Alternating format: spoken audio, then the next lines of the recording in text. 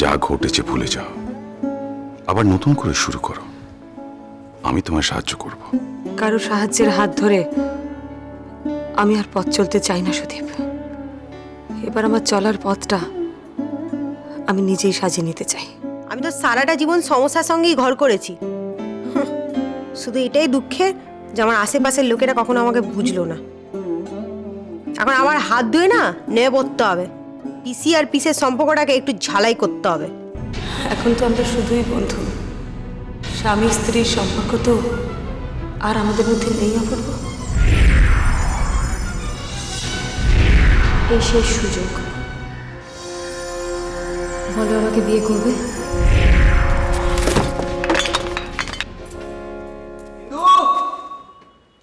ইন্দু, আমার শার্ট, আমার শার্ট, আমার ট্রাউজার, আমার শার্ট, আমার শার্ট, আমার শার্ট।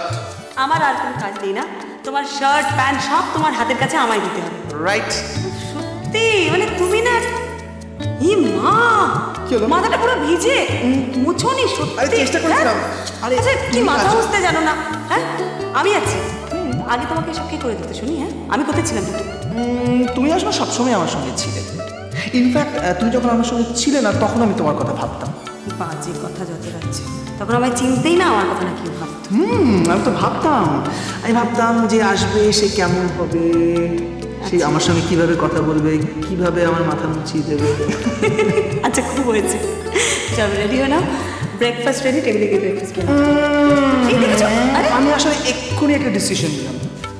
কি ডিসিশন? Just now. কি? আমি ডিসিশন নিলাম যে আমি আজ অফিস যাব না। মানে অফিস যাবে না? মানেটা কি? সাংঘাতিক জ্বর এসছে আমার। জ্বর? তোর জ্বর এসছে? আরে আরে আরে আরে এটা তো অন্য রকমের জ্বর, ফাল্গুনের বাতাস। এটা প্রেম জ্বর। এই জ্বরটা কি এখানে হাত দিয়ে বোঝা যায়? এটা এখানে হাত দিয়ে বুঝতে হয়। এখানে হাত দিয়ে আমি কিছু বুঝতে চাই না। যাও অফিসে যাও। না না না, আমি অফিস যাবো না, একটু অসভ্যতা করতে দাও। না, এখন এসব হবে না। এখন এখন এখন এখন আমার আমার আর সময় নেই। না, কিচ্ছু নয়, আমি বলছি নয় কোনো কথা। Please please. না, ছাড়ো, রেডি হয়ে যাও। আমার আর অপেক্ষা করার মতো ধৈর্য নেই। এক্ষুনি আমাকে ভালোবাসো, এক্ষুনি এক্ষুনি এক্ষুনি। এখন কিচ্ছু না, বারণ করেছি, ব্যাস রেডি হয়ে নাও। যাও। দেখেছ, কোনো কথা শুনবে না আমার। এক্ষুনি ছাড়ো বলছি, ছাড়ো। যাবে দিলাম, ছাড়ো।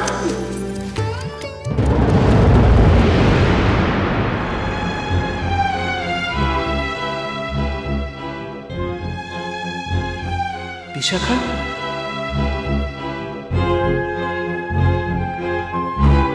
কেন ইন্দুদিকে বিরক্ত করছো অপূর্ব?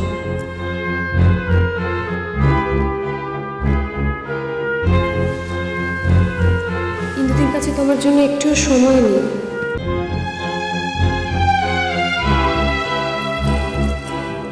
তোমার কাছে তো আমি এসেছি, অফুরন্ত সময় নেই, শুধুমাত্র তোমার জন্য। আমি আছি তো।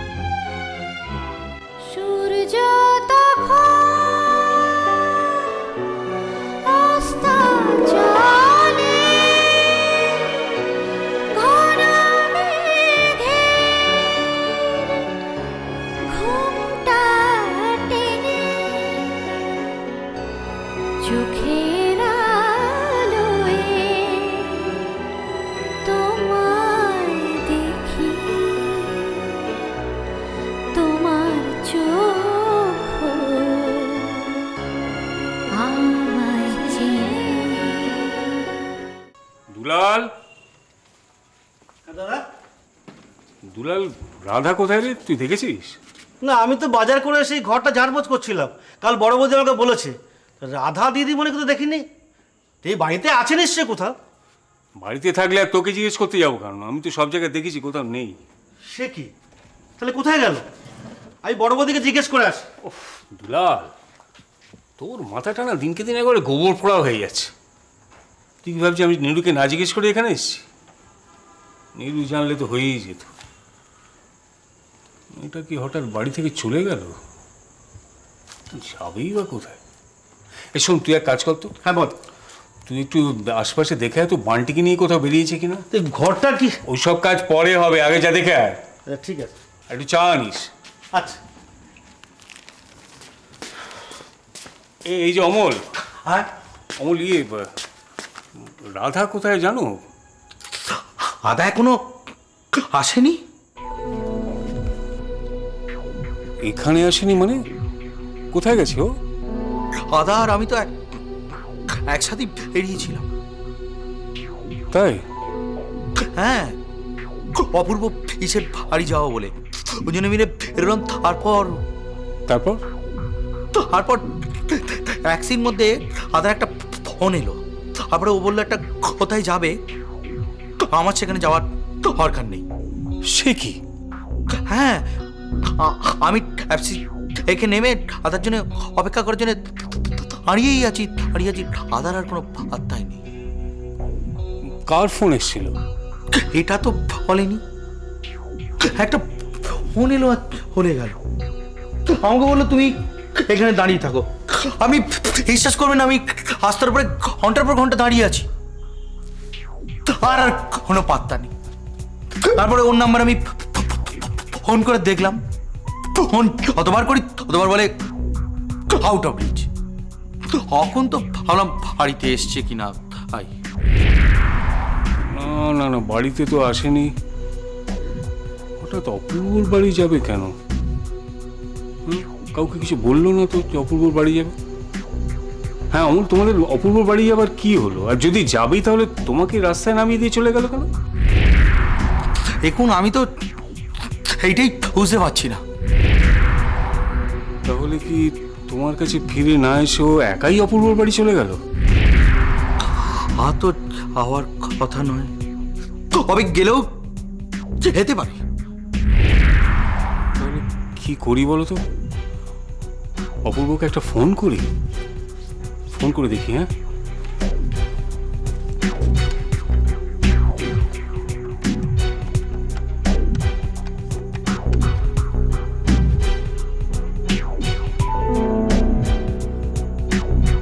না, অপূর্বর ফোন তো এনগেজড। কি করি বলো তো? তাহলে কি অপূর্বর বাড়িতেই চলে যাব? এইটাই ঠিক হবে, ওইটাই ঠিক হবে। আপনি যদি বলেন আপনার সঙ্গে আমি যেতে পারি, যাবো। হ্যাঁ, আমি আপনার সাথে। তুমি যাবে? হ্যাঁ, চলো তো, তাহলে তো খুব ভালো হয়। আজকাল না একা একা রাস্তাঘাটে বেরোতে কিরকম একটা যেন নার্ভাস লাগে, জানো। এত রকম সব বিপদ আপদ ওত পেতে আছে, কিন্তু একটা বুদ্ধিমতী মেয়ে একটা ফোন পেয়ে তোমাকে রাস্তায় নামিয়ে দিয়ে কোথায় চলে গেল? চলো দেখি। সে কি, তোমার এখানে আসেনি রাধা? তাহলে গেল কোথায়? তুমি ঠিক বলছো তো? এই কি বলছেন দেবাদা? আমি মিথ্যে কথা বলতে যাবো কেন? তাছাড়া রাধা আমার এখানে আসবেই বা কেন? কেন সে তো জানি না। রাধা তো আজকাল সবকিছু নিজের মর্জি মতন চলে, আমরা কিছুই বলতে পারি না। ও অমলকে নিয়ে তোমার বাড়িতেই আসছিল। রাস্তা নাকি কি একটা ফোন আসে, তারপর অমলকে রাস্তায় দাঁড় করিয়ে রেখে ট্যাক্সি নিয়ে চলে যায়। আশ্চর্য, কেনই বা আমার কাছে আসছিল, কেনই বা অমলকে রাস্তায় দাঁড় করিয়ে, আমি তো কিছু বুঝতেই পারছি না। আমিও তো বুঝতে পারছি না, মাথার মধ্যে গোলমাল লাগছে। এই অবস্থা তো ঘন্টার পর ঘন্টা ধরে রাস্তার মধ্যে দাঁড়িয়ে আছে। আপনার হ্যাটও চিনি না, হলে তো এখানে ওজা চলে আসতাম। এই যে করি, তারপর ভাবলাম যে আজকে কি এপ্রিল ফুল, এও আমাকে বোকা বানালো। আবার দেখলাম হ্যাঁ, তখন বাধ্য হয়ে চৌধুরী বাড়ি গেলাম। চৌধুরী বাড়িতেও নেই। কোথায় গেল বলুন তো? কোথায় গেল সেটা তো আমার পক্ষে বলা খুব ডিফিকাল্ট, কিন্তু এখানে যে আসেনি দ্যাটস ফর শিওর। রাধা তোমাকে ফোন টোন করেছিল? না দেবাদা, আদালতের পর থেকেই আমার সঙ্গে আর কোনো যোগাযোগই নেই। আপনি কি রাধাকে কোনো ফোন করেছিলেন? না রে বাবা, আমি তো তোমাকে বললাম যে আমার সঙ্গে কোনো যোগাযোগই নেই। তাহলে কে ফোন করলো? একসাথে যখন আমরা আসছিলাম, কার ফোন ছিল? কে ফোন করতে পারে? কিরে, কোনো টেনশন নেই তো? কিসের টেনশন? আরে এ কাজ আমি সবসময় করছি। হরদম করছিস বলে চোখ বুজে লাটাই ছেড়ে বসে থাকবি না, চোখ কান খোলা রাখবি। ঠিক জায়গা মতো গাড়ি থামিয়ে মাল তুলে নিবি। কিরে, চিনতে পারবি তো? পাখি পড়ার মতো বুঝে নিয়েছি বস। আর দেখুন, আমার কাজ এখনো পর্যন্ত কোনো ভুল হয়নি, আর হবেও না। না হলেই ভালো, কিন্তু যদি কোনো গড়বড় হয় উড়িয়ে দেব। আমায় জানিস তো, কোনো ভুল সাক্ষী আমি রাখি না। জানি বস। শোন, মেয়ে পাখিটাকে তুলে ডানা ছেঁটে জখম করে গাড়ির বুটে ঢুকিয়ে রাখবি। তারপর কি করতে হবে পরে জানাচ্ছি। ওকে বস। না, এমনও তো হতে পারে যে একটা কোনো জরুরি জায়গা থেকে ফোন এসেছিল, সেই ফোনটা পেয়ে রাধা সেখানে চলে গেছে। আরে যেখানেই যাক, খবর দেবে তো একটা। অমর রাস্তায় দাঁড়িয়ে আছে, তাকে কিছু জানালো না, বাড়িতে একটা খবর দিল না, তোমার সঙ্গে পর্যন্ত যোগাযোগ করলো না। দেবাদা, আমার মনে হচ্ছে যে এত টেনশন করার কিছু নেই। হয়তো দেখা যাবে। আচ্ছা, এটা করলে কেমন হয়? আপনারা যদি রাধাকে একটা ফোন করেন ওর, তাহলে তো জানা যাবে কোথায় আছে। এ ফোন কি আর করিনি? কত আর ফোন করেছি, কখনই ফোন করি বলে out of reach, out of reach. দেখছো তো অপূর্ব, তুমি বলছো টেনশন না করতে, টেনশন না করে থাকা যায়? আচ্ছা, আমার কাছে রাধা কেন আসতে চাইছিল কিছু বলেছে? রাধা তো আপনার সঙ্গে দেখা করতে আসছিল ইন্দু পিসির সাথে, যাতে আপনার সম্পর্কটা ভালো হয়। কিন্তু সে কথা কি বলা এখন ঠিক হবে? কি হলো অমল? অপূর্ব কি জিজ্ঞেস করছে বলো? হ্যাঁ, ওইটাই ভাবছিলাম। কি আরে ভাবছিলে কি? একটু একটু ভালো করে ভেবে বলো, কেন রাধা আমার কাছে আসতে চাইছিল? হ্যাঁ, ও বলছিল এরকম কিছু বলেনি, আবার বললো যে একটা জরুরি ব্যাপার আছে, ওইটাই ডিসকাস করার জন্য আর কি। জরুরি ব্যাপার? দেবাদ, আমি বুঝতে পারছি না। সমস্ত জরুরি কথা তো আদালতেই হয়ে গেল, আবার নতুন করে কি জরুরি কথা? আমার কিরকম ভয় করছে অপূর্ব। কিছু একটা ঘটেছে মেয়েটার। এমনিতেই তো রাধাকে ঘিরে একটা রহস্য আছে। কোথায় গেল মেয়েটা?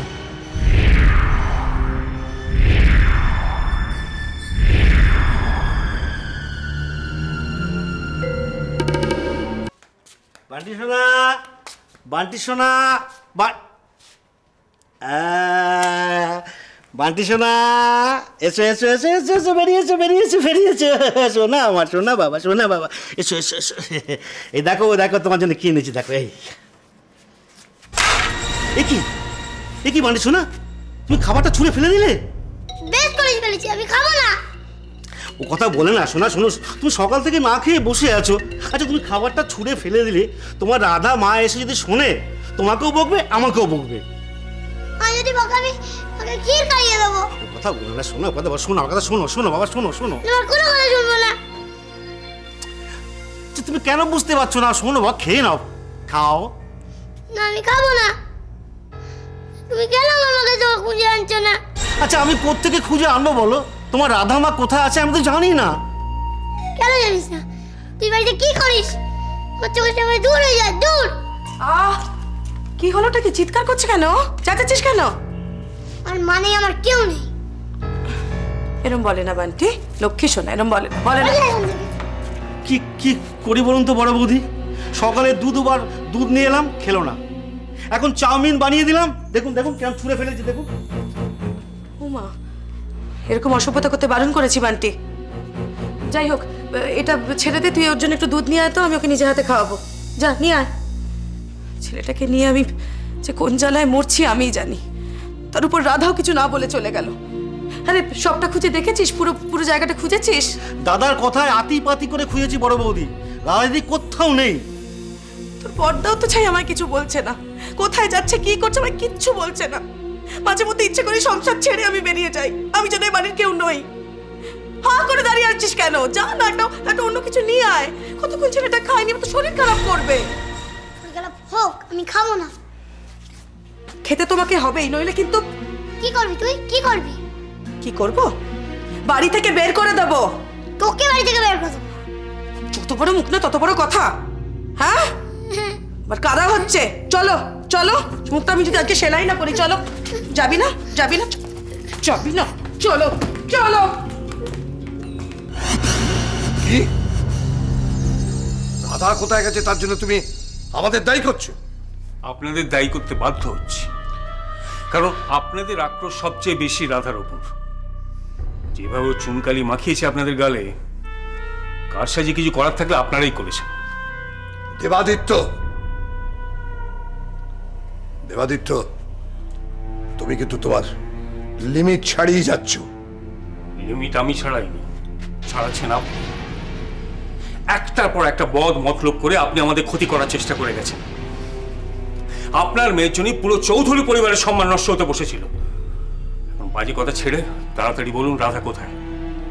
বলে দিন না, আপনাকে কষ্ট করে খুঁজতে হবে না, আমরা খুঁজে নেব করে। Shut up! তোমার সাহস দেখে আমি অবাক হয়ে যাচ্ছি ছোকরা। তুমি রথীন দত্তর সঙ্গে ফাজলামি করতে এসছো, তাই না? হাজলামো? হাজলামো কোথায় করলাম আপনার সাথে? আদার হদিস আনতে যাওয়াটা কি হাজলামো? রাধা কোথায় গেছে না গেছে তা নিয়ে আমাদের কোনো মাথা ব্যথা নেই। দেবাদিত্য, দেবাদিত্য, তুমি কিন্তু অহেতুক কথা বলে নিজেদের সর্বনাশ নিজেরা ডেকে আনছো, বলে দিচ্ছি কিন্তু। সন্দেহটা সত্যি না মিথ্যে সেটা তো পরে প্রমাণ হবে। আপনি বিশাখাকে ডাকুন, ও সব জানে। বিশাখা সব জানে মানে? ও কি জানবে? আদা তো আমার হাতেই বেরিয়েছিল। হাঁচ পথে একটা ফোন পে কোথায় একটা চলে গেল। তার জন্য বিশাখা কি করবে? বিশাখাই তো ফোনটা করেছিল বলে মনে হয়, তাই মনে হলো বলে। না, রাধাকে বিশাখা কোনো ফোন করেনি।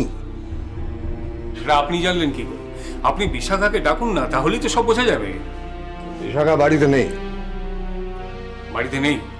কোথায় গেছে? সে কথাটা জানাবার তোমাকে আমার কোনো প্রয়োজন নেই। দেখো দেবাদিত্য, তখন থেকে তুমি আমার সঙ্গে আগড়ম বাগড়ম প্রচুর কথা বলে চলেছো। তোমার এই 2 নম্বরই মেয়ে কোথায় হাওয়া হয়ে গেছে তার জন্য তুমি এসছো আমাকে চার্জ করতে। এরপর যদি আর একটা কথা বলো দেবাদিত্য, আমি তো তোমার বিরুদ্ধে মানহানির মামলা করবোই বলে দিচ্ছি। আগে মান আছে কিনা সেটা ঠিক হোক, তারপর তো হানির প্রশ্ন। ঠিক তাই। দেবাদিত্য শুনুন, রাধাকে যদি খুঁজে না পাওয়া যায়, আপনাদের কিন্তু আমি সহজে ছেড়ে দেব না।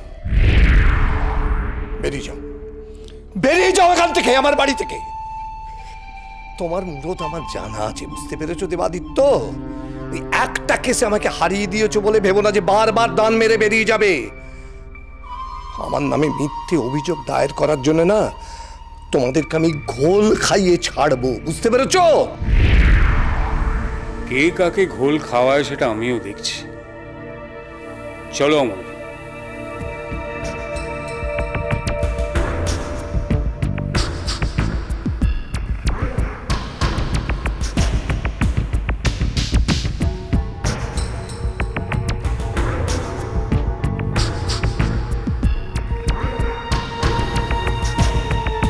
বিশাখা যদি পরীকে কিছু করতে না পারে,